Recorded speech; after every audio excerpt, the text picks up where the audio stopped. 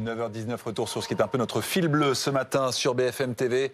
Le départ de la 10e édition du Vendée Globe. Nous suivons la cérémonie, il n'y a pas d'autre mot, la remontée du chenal vers le large avant le départ qui sera donné à 13h02. Et regardez ces images justement de ce chenal qui marque en fait la fin, le départ sur cette course et donc les adieux, les au revoir. La foule, c'est incroyable, le nombre de personnes. Voilà, c'est justement le moment de dire au revoir aux supporters, aux fans qui sont venus, mais aussi à la famille. Regardez Jérémy Bayou ce matin, ces images émouvantes avec son bébé dans les bras, trop mignon.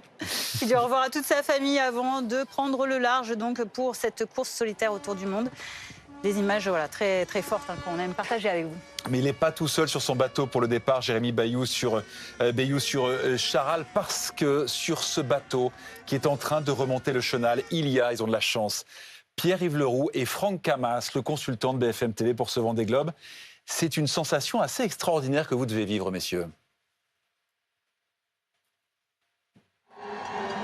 Oui, c'est vrai que c'est toujours un petit pincement au cœur de voir ces images. Jérémy Bayou tout à l'heure avec sa compagne, avec les enfants, les grandes embrassades, même un échange de bagues de fiançailles. Il a laissé sa bague, Franck. C'est vrai que voilà, il y avait des petites larmes chez beaucoup de gens. Hein. Oui, il y avait quelques larmes évidemment chez les skippers, d'autres qui arrivaient avec le grand sourire, prêts à partir. Voilà, c'est le déchirement avant 80 jours autour des océans. Donc c'est la première fois que je vis ça et c'est vrai que c'est impressionnant le nombre de personnes, la foule qui crie lorsqu'on descend le chenal. Donc voilà, beaucoup d'énergie pour les skippers avant cette grande épreuve. Voilà, Jérémy qui est encore dans ce chenal. On est à bord de cet IMOCA. On a cette chance, Franck, de pouvoir être à bord de ce bateau qui va se lancer autour du monde. Et Jérémy est à l'avant, là, et il regarde de chaque côté. Il nous a dit tout à l'heure, c'est impressionnant. Et en même temps, il nous a dit, c'est long, l'attente pour arriver jusqu'à cette ligne, parce que ça sera qu'à 13h02. Et là, on est encore tôt, finalement, dans cette matinée. Oui, encore 3 heures à attendre sur l'eau. Alors, ça va permettre de faire la transition avec le mode course.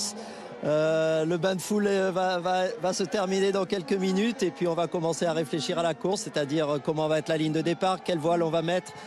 Là, les conditions vont être calmes, donc c'est bien de commencer comme ça pour partir doucement au large et puis demain la course sera vraiment dans le vif du sujet avec le contournement de l'Espagne. Mais pour l'instant, on profite encore de ce monde. Mais ils ne vont pas voir d'humains pendant 80 jours, c'est quelque chose d'incroyable.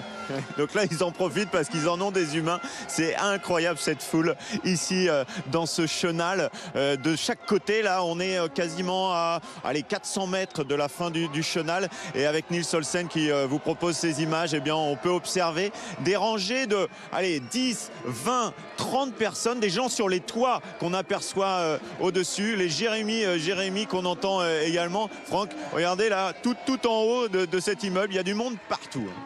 Il y a du monde partout. Je crois que les appartements étaient réservés autour depuis quelques années pour ce moment d'exception. Il va y avoir d'autres moments d'exception. Je pense au retour lorsque le vainqueur va remonter ce chenal après son aventure. Mais voilà, c'est assez magique de voir tout ce monde qui suit cette belle course au large. Voilà, Jérémy qui salue toujours la foule, qui a le sourire et un petit peu le masque quand même, parce que c'est vraiment un compétiteur. Lui, il a envie de rentrer dedans le plus vite possible. Il aurait aimé des conditions météo un petit peu plus fortes. Mais voilà, il faut s'adapter aussi, c'est ça la course au large.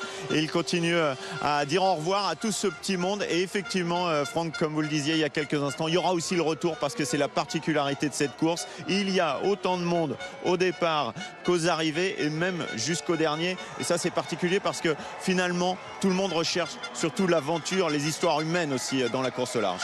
Oui, il y a 40 vainqueurs au départ.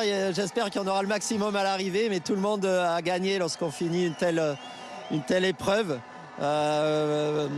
Donc oui, c'est très très émouvant. Je pense que Jérémy, il est encore à terre. Ça fait 3 semaines qu'il est à terre. Et finir comme ça cette période, ça va être très très fort pour lui. Voilà, donc on a vu le déchirement avec sa famille, c'est vrai, avec son petit bébé qui est né cette année quand même. C'est difficile, j'imagine, de quitter tout ce monde-là. Voilà, Jérémy qui salue et qui va finir le chenal dans quelques instants. Et puis on essaiera d'avoir quelques mots avec lui dans quelques minutes.